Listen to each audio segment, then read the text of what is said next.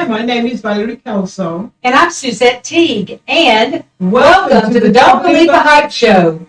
Today we have a very special guest that's going to be with us, sharing a very important topic.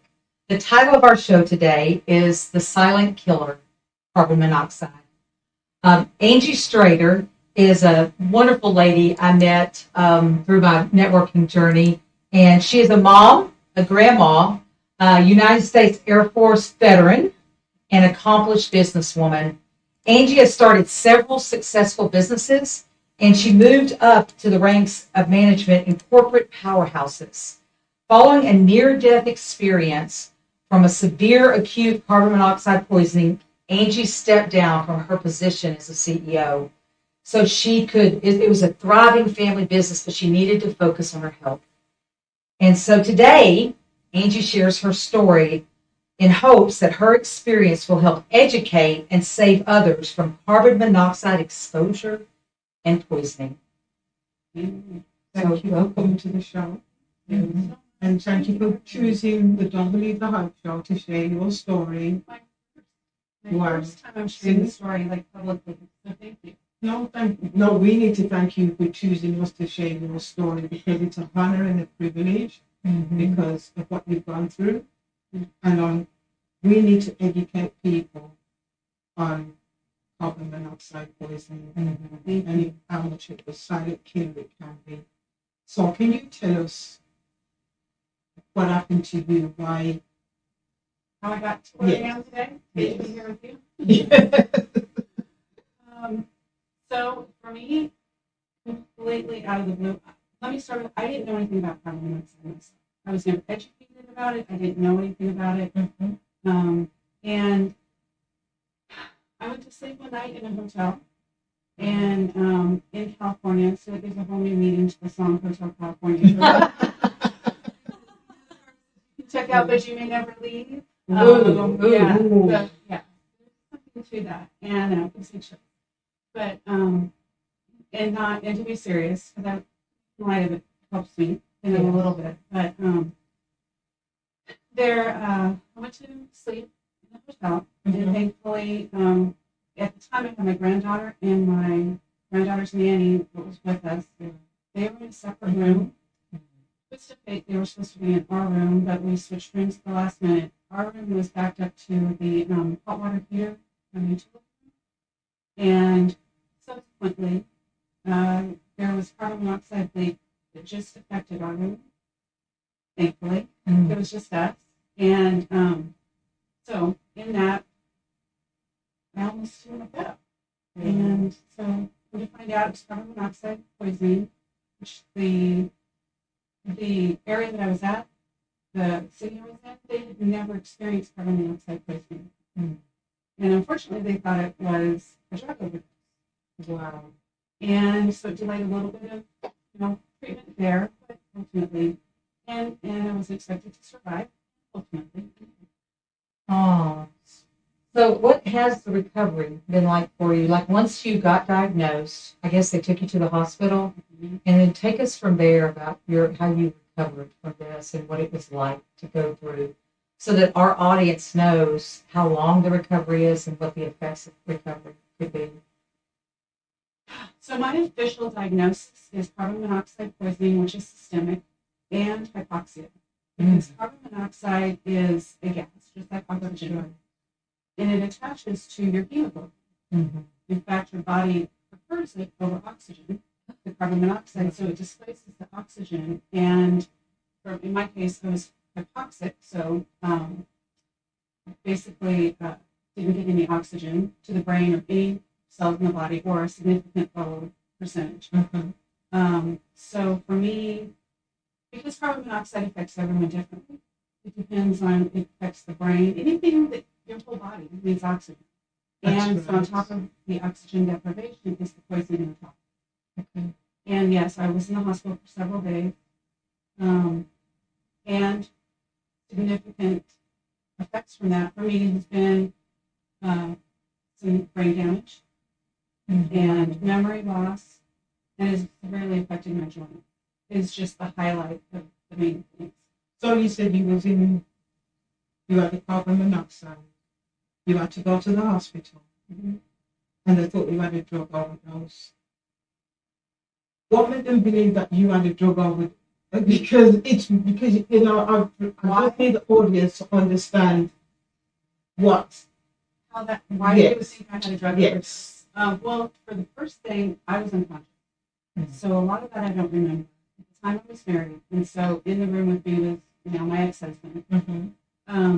He was able to get us help, thankfully. And when they arrived, this is all later, Yeah. heard. They didn't have carbon monoxide detectors in the hotel, Okay. so there was no way to detect it that way. The rescue EMS and fire didn't have portable carbon monoxide detectors, so they didn't pick it up. And they had never seen the symptoms like what we had. But also, to be honest, there's a lot of drug overdoses that happen, and that's their first go-to. I can't fault them for that. They've never seen it before, and that's what they put their finger on. So they were asking my ex-husband, what have you given her? What have you guys taken? Wow. And finally, they were able to get a blood draw. It was from me, which is a specific blood draw to find out if there was carbon monoxide. See, that's what I wanted, I'm saying, Yeah. because, Why did they think I was having yes, and you said that you went back to your husband, your ex-husband. Mm-hmm. Did he suffer with all this as well as bad as you, or was you the worst? I can't speak to his injuries. Yeah. And he was not in the room as long as I was. Okay, that's okay. So I remember one time we first started talking about this because you and I had a conversation about this. You mentioned something about what was the first sign? There was something you were doing. I don't know if you were on your phone, but then I guess for this audience sake, because this was like out of the blue, that you had a symptom or sign, so that if they had that happen to them, they would think immediately, I need to get out of this room, because you didn't know to get out of the room. So what were you doing prior to having a symptom, and then what was the thing that you noticed first? First thing I remember, or what I remember, is that I was on my phone. We came into the room. It was a suite setup. So, like a living room and bedroom area. I was in bed and I was posting something on social media, and my phone fell out of my hand. Wow. And my husband at the time said, kind of woke me up. And I was indignant. Why did you wake me up? I was asleep. He said, you were just awake and then your phone fell out of me. What happened? And that's the last thing I remember. Oh. However, I did wake up somewhere in the middle of the night. And with the symptoms, it feels like having an intense flu and a hangover all at the same time. Okay. And for me, to be honest, I struggled to get out of bed. I thought I need water, I need something. And the room was spinning, and I felt nauseous, and I couldn't keep my balance, and I couldn't think clearly. So it is like having the flu, a hangover, times 10. Like you're on a boat. I mean, it was all over the place. And I made it back to bed, and then lost me. But that shows how sudden carbon monoxide can kill someone. Just like the snowstorm we had recently, a lot of people died of carbon monoxide poisoning. So many people out there are worrying about dying of COVID, and yet there's so many other things that can kill someone. And just to even know that you made it through, that's for you to be able to share your story to somebody else out there. Yes. Because our audience need to know what were the signs, what made you realize that something was wrong, and you didn't. You didn't even know something was wrong until It was too late. It was too late. Thank God it wasn't too late. That's Literally, right. thank God. Yeah. It wasn't too late, and that's not the case forever. And so, yeah, it happens quickly. And it is called the silent killer because you can't see it, you can't smell it, there's no signs of it. And by the time, a lot of people, by the time that it's too late, they go to sleep and they don't pick up. But I can say, you can survive it. You can survive it. It may not be easy. It may not be easy. It is life altering. You can't go back. Who's at risk who do you think is at risk for carbon monoxide poisoning, in your opinion? Everyone is at risk. There's not, so if you look at it, when I first started learning about it, course, my first thought was honing in on hotels because there's only 14 states that require carbon monoxide detectors in hotels. Okay. And the state that I was in was required to have them, but didn't have them. So that shows you that just because something's required or by law doesn't mean that it's necessarily there That's or right. functioning. And then I started learning how broad carbon monoxide poisoning is. In fact, there's a new statistic: 50,000 people a year are treated in emergency for carbon monoxide. Wow. And those are the reported cases. Because a lot of people think that they have flu or they have, food poisoning. There's a number of things that are misdiagnosed. One of the big ones that I really, really hone in on, and excuse me, because I get a little emotional. This is very, but carbon monoxide comes from fuels that are burning, right? So generators. We talked about, right, Snowmageddon here in Texas. A significant number of people either were trying to stay warm with generators that were improperly used, not because they're not being safe, they just don't know what they're doing. So generators too close to the home, generators in the home, cars. Cars are such a big thing, especially now with fuel ignition and a whole separate than just Snowmageddon. But we get busy. And we're talking on our phone, we pull into our garage, we're talking, we close the garage door, we lose track. And I say we, it's a significant number of people who sit in their cars and talk, get out of their car, go into the house, forget to turn their car off. If you can get in that, you don't need to turn your car off. And some people never make it to that point. And then boating accident is on the rise. And that's a new one for me. And there's a lot in the media, thankfully, right now, because a motor from a boat produces carbon monoxide that can flow back into the boat. Okay. Oh, wow. I didn't know that. And it can happen very quickly because of the high level of carbon monoxide. But a lot of people don't even think about a boat because it's in the open. For me, carbon monoxide is either you're trying to commit suicide and you sit in your car and let that carbon monoxide try to kill you, or you're in your bed sleeping.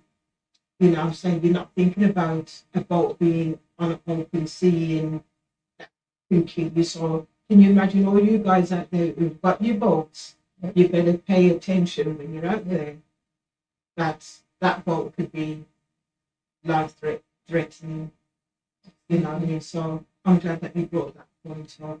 That's really important for me right now. And there's a family, and I forgive me because I don't remember the name.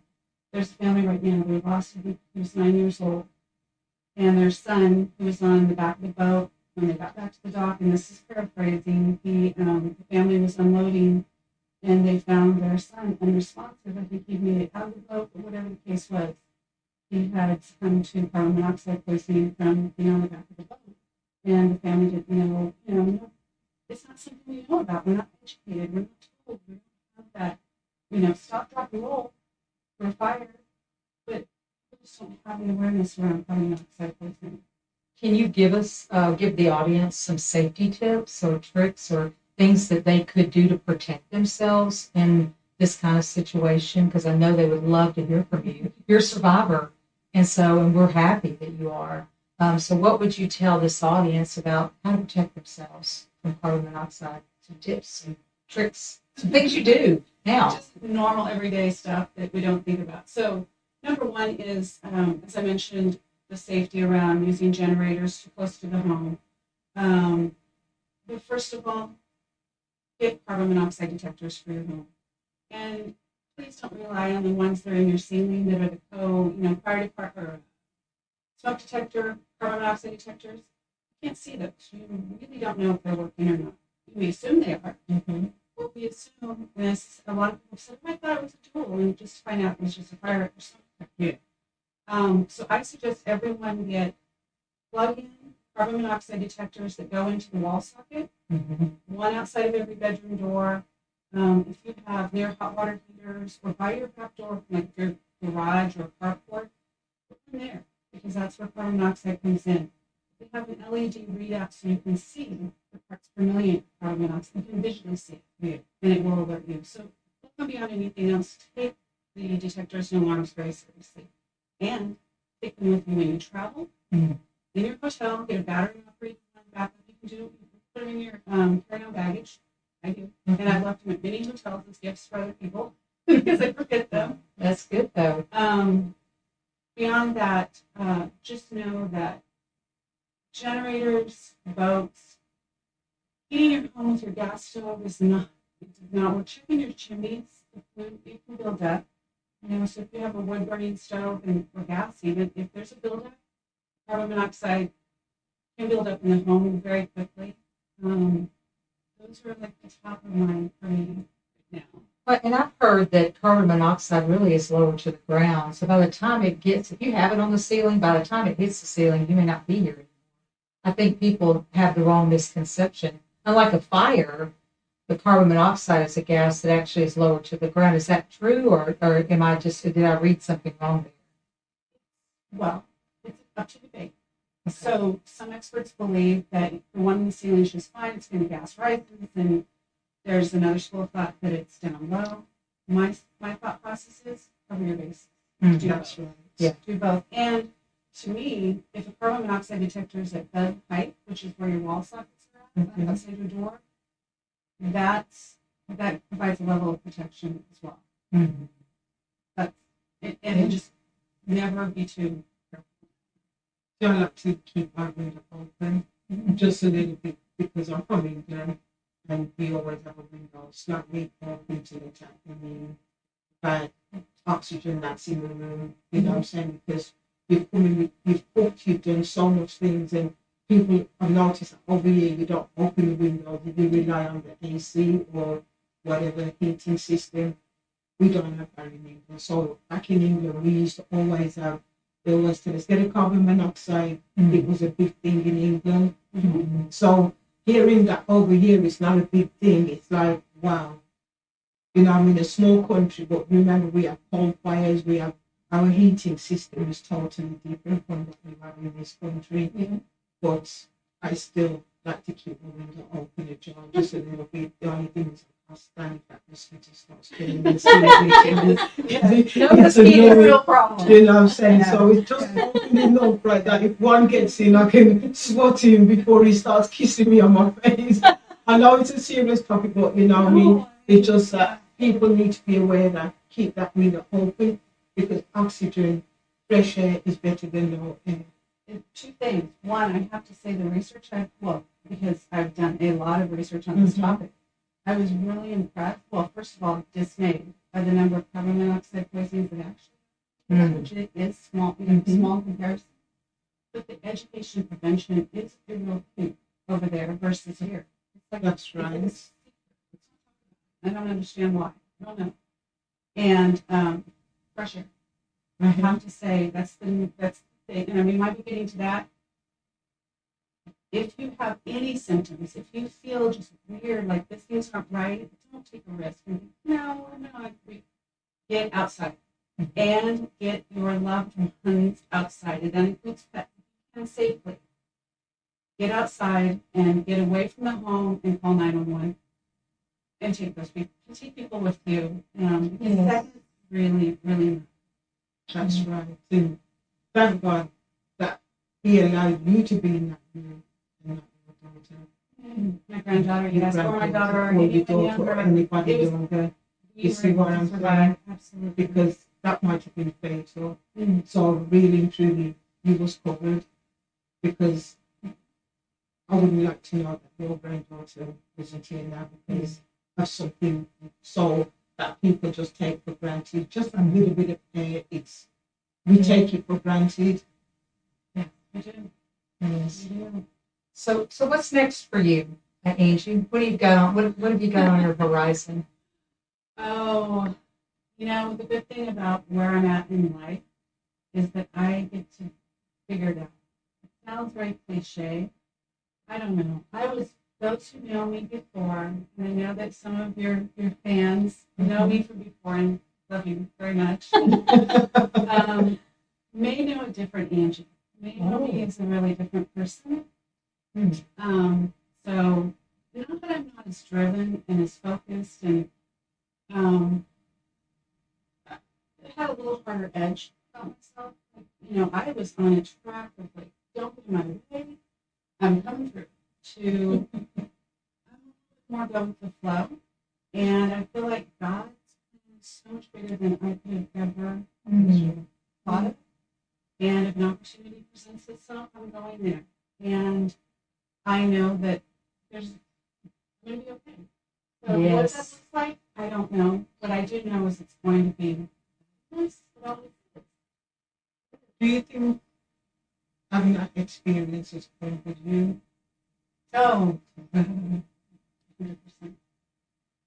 In a lot of ways. A lot of ways. Oh, yeah. And I didn't realize how my priorities may have been skewed. I didn't realize how truly unhappy I was in my relationship, in my marriage. It's like the same. That I think gave us that time to say, you know what, this doesn't work. And why are we staying with something that's not good for both of us?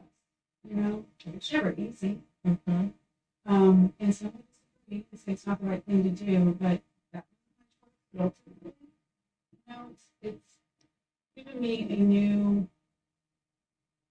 perspective, a new life. I'm not as things just that seemed so important before just don't matter as much anymore. And we've done some work together. Yes. It really helped me navigate through this change. My whole life. I feel like this changes your whole life. And for me, I can't rewind. And I get to adapt. And when I say one little thing about people who are conscious something like me, just popping up. And no, that's okay. For me, one of my biggest opportunities is memory. I struggle to remember events and people's names and word recall. I went through, you asked about like what recovery was like.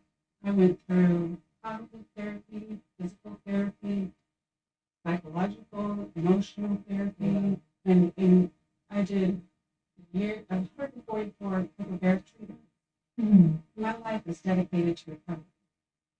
And 4 years later, 27th is my 4-year anniversary of getting to live again. 4 years later, I still struggle with marriage, and it created for me a kid a lot. Because people don't know how to approach, and I'll just say to approach me, or know what to say. And not for ill will, but I do see a change. Oh, I do understand. I see you were struggling for words, or oh, you are different. And so I love meeting new people because you don't know me before. and no fault of anyone's that they don't know how to react and don't know what to say. And just love people where they are. One of the things that was cool about you is that, and one of the things that helped you in your recovery is you took advantage of some personal growth and personal development. One of those classes, Glimmer and Associates, the personal mastery. How did that really help you shift into just accepting this and becoming better because of it? Part of that was embracing where I am. I don't want to say accepting it, Yeah. but embracing. I keep saying there's no going back. So it's knowing that this was God's plan. I'm not in charge of it. And although I want to feel like a victim, I am a victim in the legal sense of the word, that living as a victim wasn't serving me. And in any of the areas of my life. So it allowed me to process. I can't speak highly enough of my best friend who had the nerve, the courage to call me and ask me to go to a personal mastery, which I don't think this was intended to be a PSA or personal mastery, but it has helped me tremendously. that even on the way over here, this is my first time I've really publicly talked about it. Between prayer and practicing and being grounded in sin, just to be where I am and know that this is not me, this is beyond me. And do I think? Yes. Did your faith walk change because of what you went through? Yes, well, I've always been a Christian, I've always been a believer, but not necessarily involved in the church. And I do remember the first thought that came to my mind when I was consciously aware in the emergency room, hospital room, is that this was all of God's work. Because logically, by the statistics of the carboxyhemoglobin level of carbon monoxide in my blood, not only was I not expected to live, but not to have any significant quality of life. And so to be here today, because I have a little bit of memory problems, but, and, the other symptoms I have, that's God's work. That's right. That is way beyond logic and reason. Yes. And if that's the case, what else? What else is for you? What else? He's always got a great plan because you didn't just go through the carbon monoxide, you also probably went through the course. And it's like everything was thrown at you, and God wanted to see, was you going to take his hand or was you going to go by the side of the road? You know how I saw it is, I feel like there were signs where there were like little hints along the way where God was like, hey, are you there? Like, are you paying attention? And I was, like I said, I was driven, I was focused, full of myself. And I feel like when the carbon monoxide happened, it was like hitting a brick wall at 100 miles an hour and just shut. I felt like the whole, like everything I knew from my career, my memory, like all got stripped away. That's when I was like, oh, thank God, I get it. This is way bigger than me. And Yes. You're so glad. That's right. So if somebody in the audience wanted to talk to you or just get a hold of you, just for encouragement, just for some love, maybe some support, maybe they've been through something and they want to connect with you, what would be a good way that they could connect with you? You can share anything you want. How would they do that? so the easiest way to get in touch with me would probably be through email, which is Angie Strader, and all of my social media, which I'm pretty proud of claiming a little early. So it's Angie at angiestrader.com, ANGIESTRADER, Angie Strader, but that's also my social media, Facebook, Instagram, Twitter, Angie Strader, everything. Yep, Google. If you find Angie Strader, you can find me. We've only got to look for the pretty woman on the front cover because usually there's so many, you think there's only one Valerie Kelso, then you look and you see about 10,000 and you're thinking, well, where did all these go? That's right. That's right. Oh yeah, but I really appreciate you coming on. I wish you always sharing your story. But I'm going to ask you one extra question. What does Don't Believe the Hype mean to you? Okay, so don't believe the hype that first thing, best thought, right? First thought, best thought. Don't believe the hype that you can't recreate yourself. Just because, like, a lot of people thought Angie Strader is, and I'll never be that again. And I get to be the best version of myself today. And that's good, bad, or indifferent. It is what it is. And I'm getting better at embracing that and knowing that, you don't have to believe that you have to be a certain way. You get to embrace who you are first. Don't let people dictate how you're supposed to run it. And that